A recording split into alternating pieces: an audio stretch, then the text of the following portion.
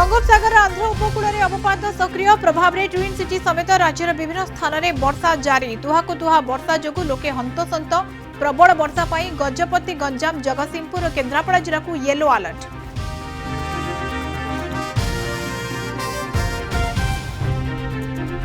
अदिनिया वर्षा चाषी दुर्दशा बिलरी जमी पानी खेत और मंडी में भिजुछि धान सुनार फसल अमल को नहीं चिंतार चाषी कूल पनीपरिबा फसल पाई मध्य विपद साजिछि लगाण वर्षा।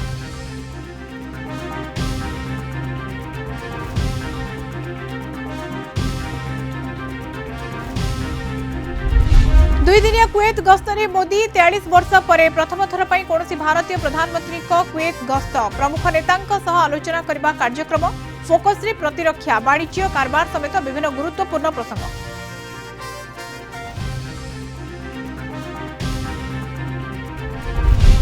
भरण पोषण नारे संपत्ति भाग बंटा अनुचित आईन महिला कल्याण स्वामी जबरदस्ती असुली नुहे कहले सुप्रीमकोर्ट हिंदू धर्म रे विवाह को व्यावसायिक दृष्टि देखा उचित नुहे।